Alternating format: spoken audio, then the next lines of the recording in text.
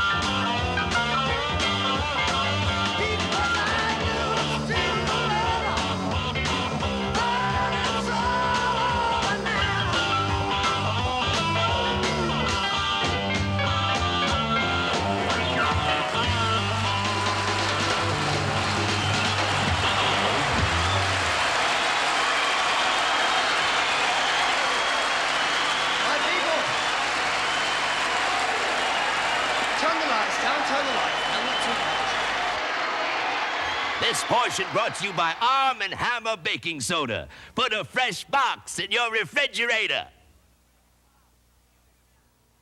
If you ever change your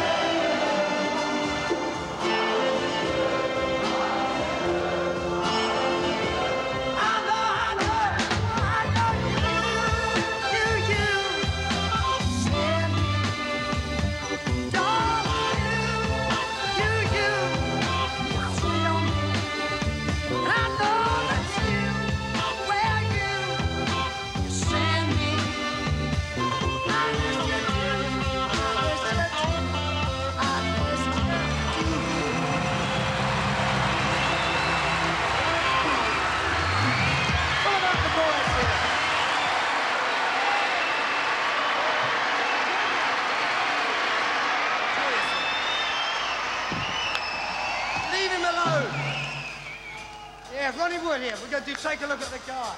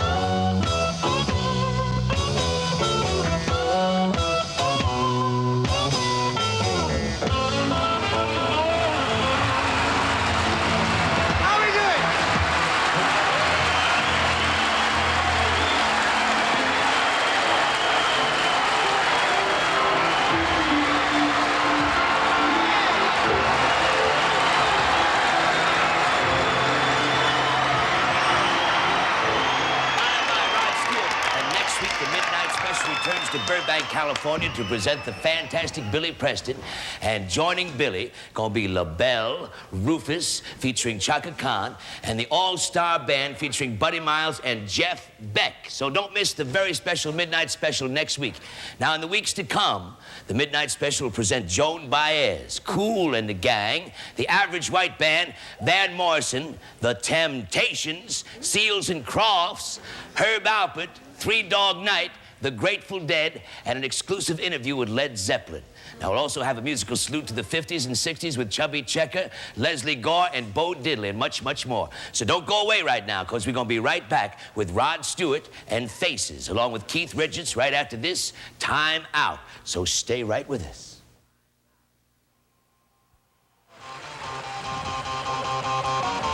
19 years old and as sweet as she could be. I'll dress up like a downtown Christmas tree, dancing at home in a rock and roll melody. Yeah, she's the daughter of a well-respected man.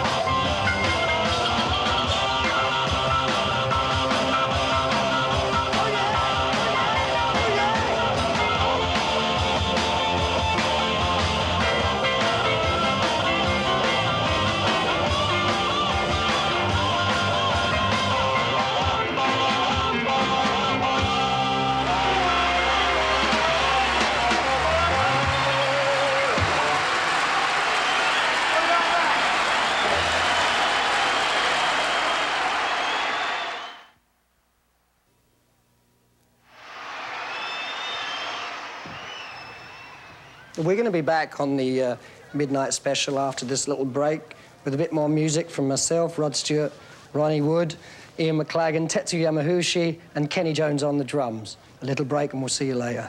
Let the midnight special shine its ever-loving light on me.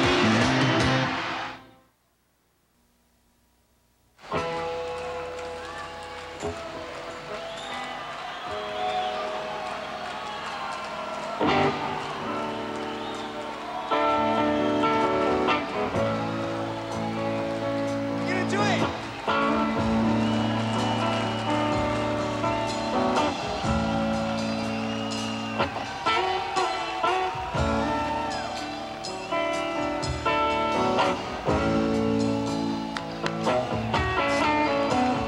Tonight's the night.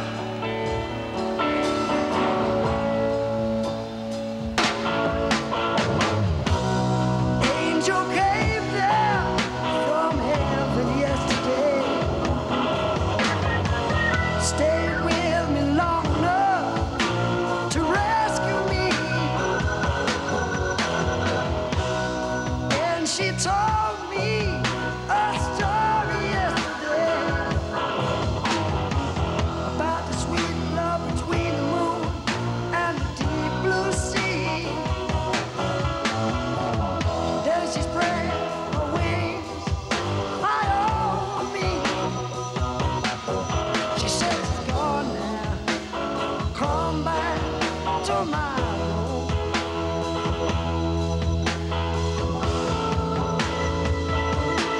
As I fly on my sweet angel,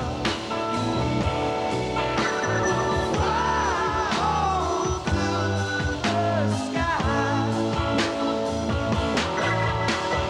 Fly on my sweet angel. Forever I will be by your side. But you know what? I ain't gonna leave you. Never, never. Better today.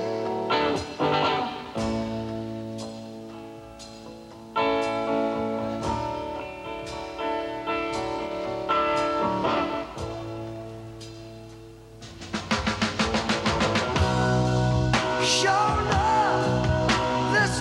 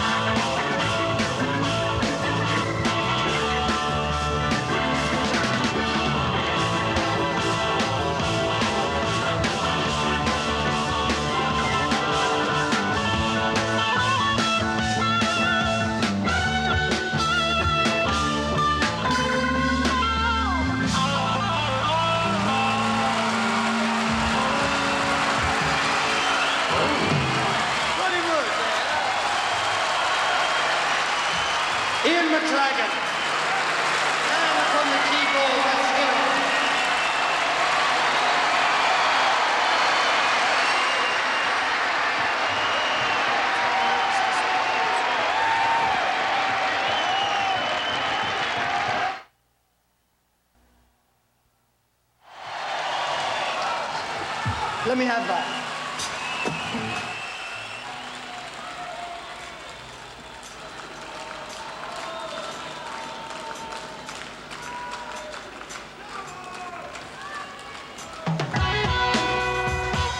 Your song.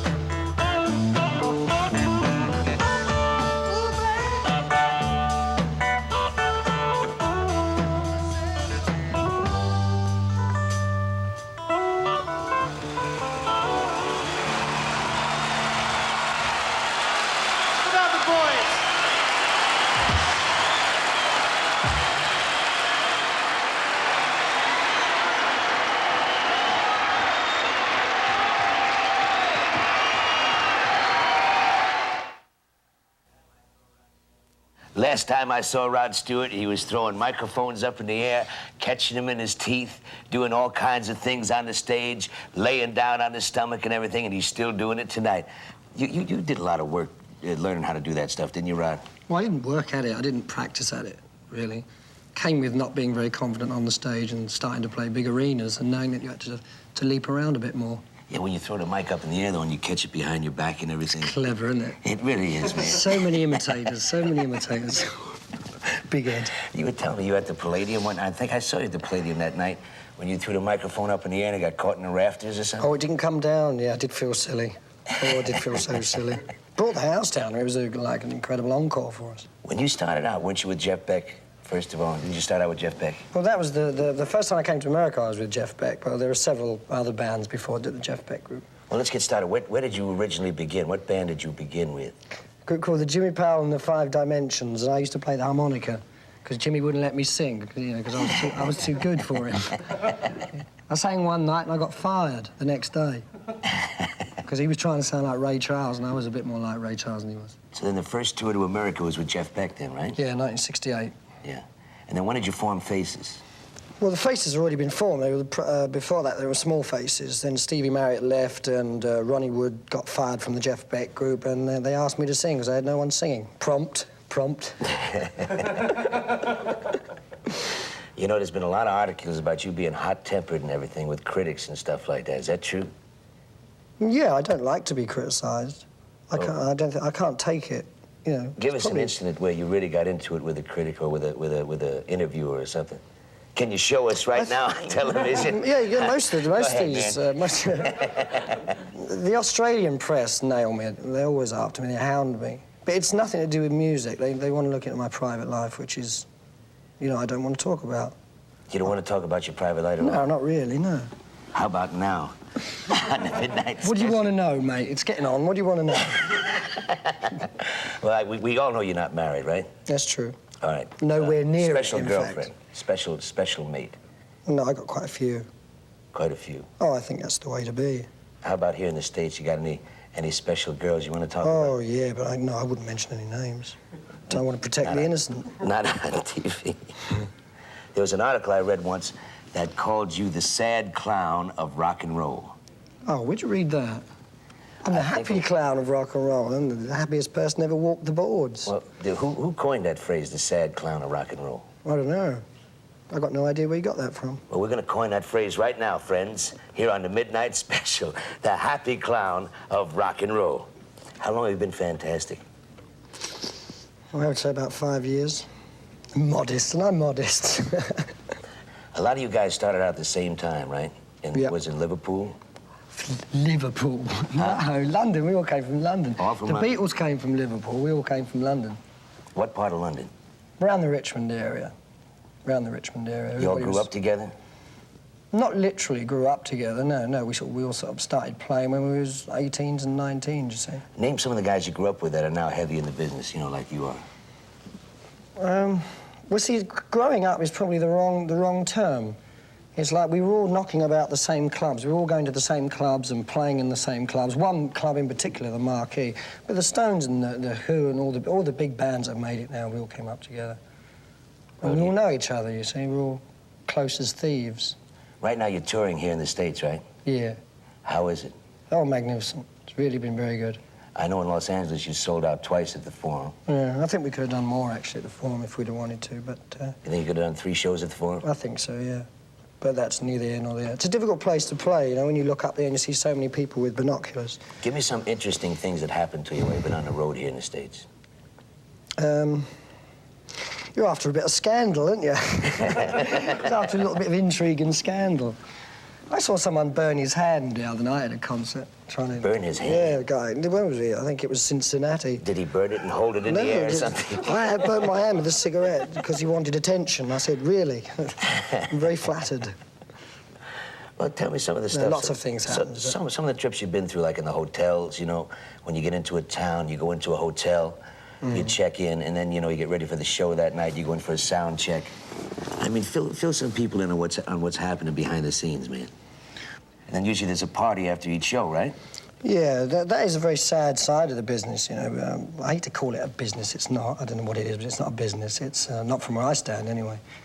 To get out and sing to 20,000 people and feel, with our crowd anyway, so much warmth. They give off a lot of emotion and warmth. And then to be whisked off the stage, straight into a limousine, and then you're in your hotel room, there's no one there. It's very sad. Would you rather do it a different way? Well, there's no other way we can do it. Maybe there is another way. Well, you could take 10 people out of the audience and say, come back to the hotel and let's keep it going and I'll sing for you. Al Jolson used to do that. Yeah. Al Jolson would sing all night. He'd take a few people back and friends and get on the piano and sing.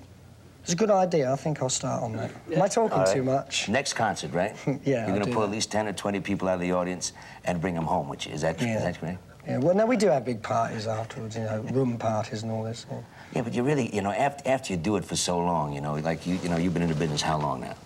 9 years. 9 years, okay, 9 years. I'm a newcomer. Do you really dig doing this after each show, or you like to rest after each show? No, I'm a high-energy person. I've got too much energy.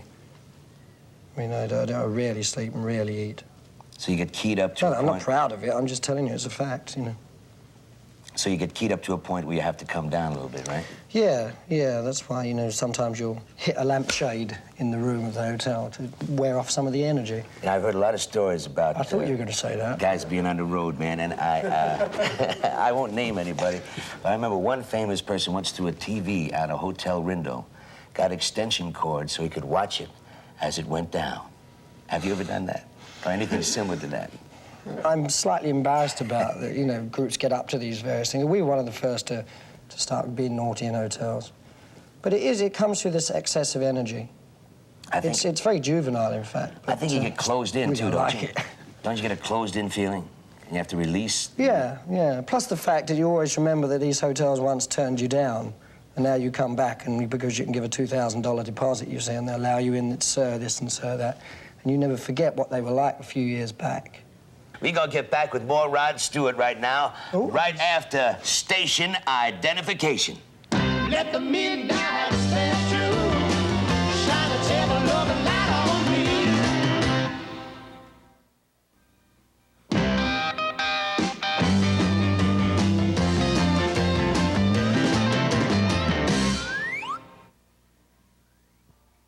Let's try this one. Keith's gonna come on and...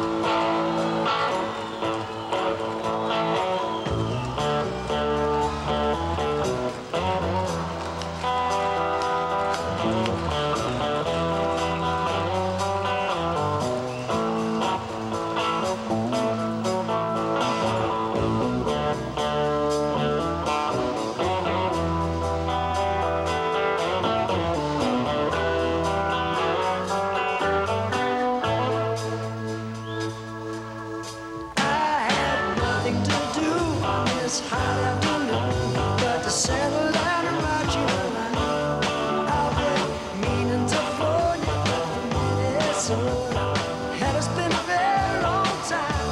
You're wearing red, a little out of time, but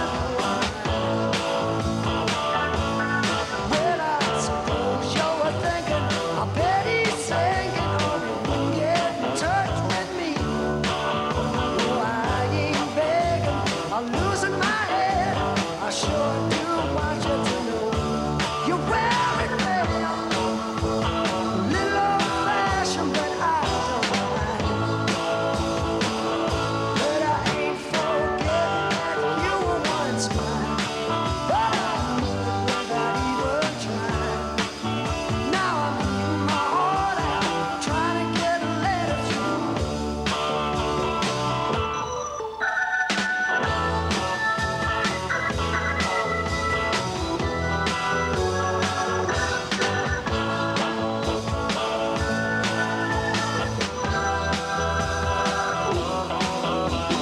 Since you've been gone, it's hard to care.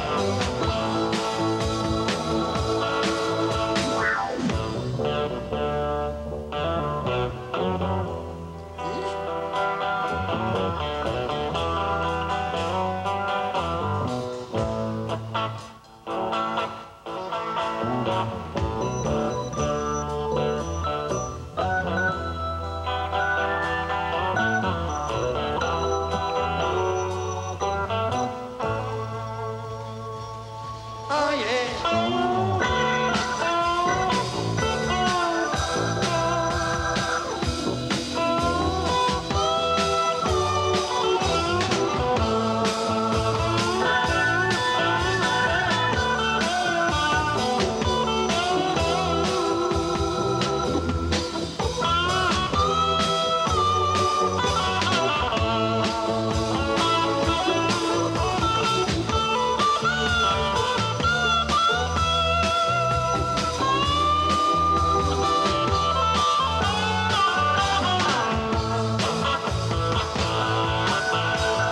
Since you've been gone, it's hard to carry on.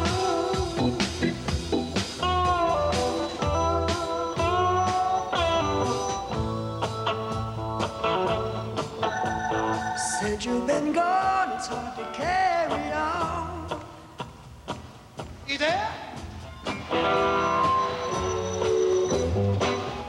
I love you, yeah.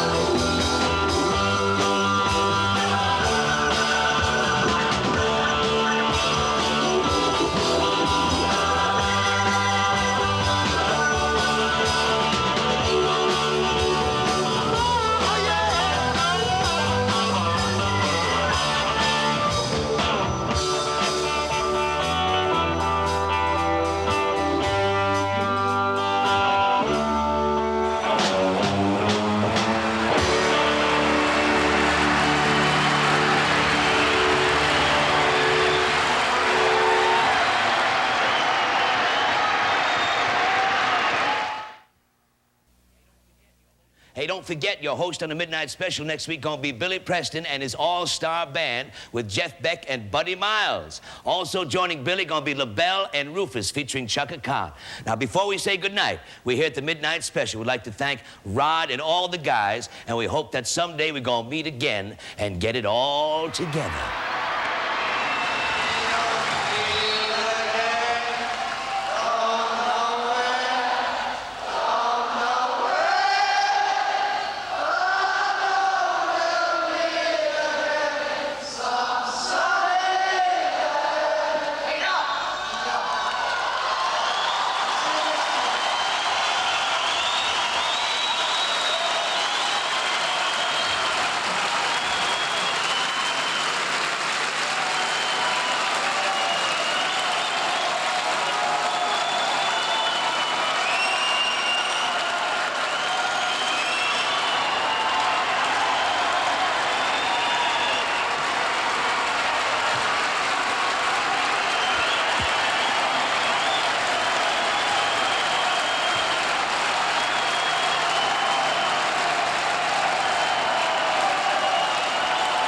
Everybody, this is Wolfman Jack reminding you that your host on the Midnight Special next week gonna be Billy Preston.